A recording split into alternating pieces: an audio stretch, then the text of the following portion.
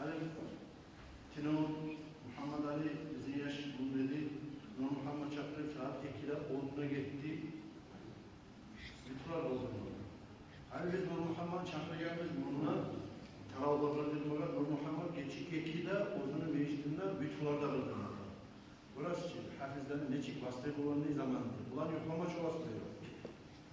Suyunup adamlar çakıramıyor. Burası şimdi cemaatinde hasta alması resime gelir. Biz biraz yeni zamanda salgamız. Ne yetimlese hali elhamdülillah buna 20 taravih oldu. 20 taravih. Şu 20 rakat taravih olmak laf asili taravihler. Biz hali 18'de biledik. Sizler bilen bir de hali 20 rakat çağırıyoruz. Ondan sonra ucuz bir türlü bölümler. Arka sağlarımızda, ikide bile kallarımızda bir tür namazdan artta kılmazdı. O şeyleri olan biraz bir kıhtı olur olmayan taraftar. O şeyleri onlardan gene iyiler düzeyişmeye bahsediyor. Yani Nur Muhammed hafizden ayrı, direktörden ayrı, peki bu vakti imamdan kalır. Ben bunu gerilimden işe maşgulata koydum. Yani Nur Muhammed bize cemaatinde direktör olarak da olacak. Bunların adeti var.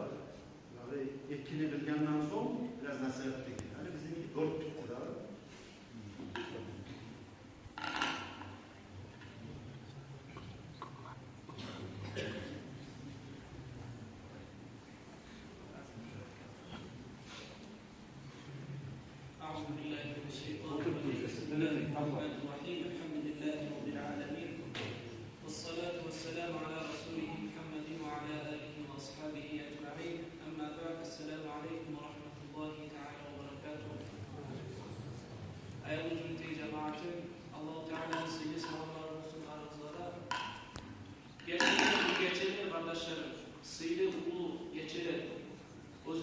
Allah-u Teala özünün kullarına ayrıca sıyrılıklar, ayrıca yaxşılıklar veregen şöyle sıyırı geçebilirlerdir kardeşler.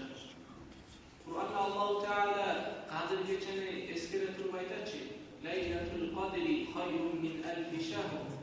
Kadir geçe de bayta 1000 ay ibadet etmalıktan sıyrılır da bayta kardeşler. 1000 ay adam yukusundan ayrılır, işinden ayrılıp, daim özünün vaktisin, ibadet kılan berseni, ibadet kılan maşgul olup, şöyle otketmek timsat tuğucu kardeşler. Oy özümüz oylaşı karasa, birimizde eskizge gelmez dili o şunçaklı yıl, şunçaklı zaman, 1000 ay ibadet etip olur demek.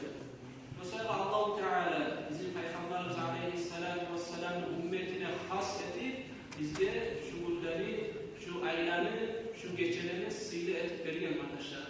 Şu sırada Allah-u Teala verilen nimetle, Allah-u Teala verilen nimetle, yaxşılıkla şükürlük etsek, inşallah Allah-u Teala bizi dağlarını arttırıp verecek arkadaşlar. Sonra kardeşlerim, Allah-u Teala nasip olsun sizge.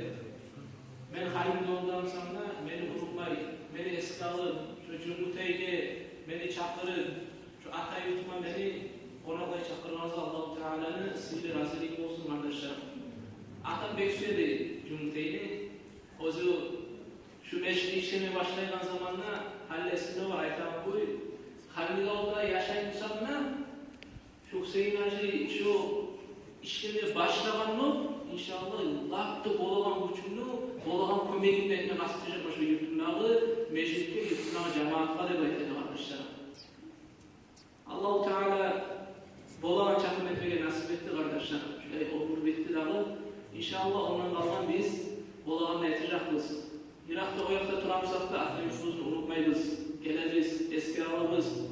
Allah-u Teala bizim atalarımızı, analarımızı, kardeşlerimizi, yuğlarımızı bağrında günahlarını yetsin kardeşler. O'zini yanında gelmeye düşen zamanla Allah-u Teala bizim dilimizni o'zun eskere turup La ilahe illallah demeyte turup, iman şehadet keltire turup, şöyle ibadet kılan, şöyle Allah-u Teala'ya sığınmak kuyuna Allah-u Teala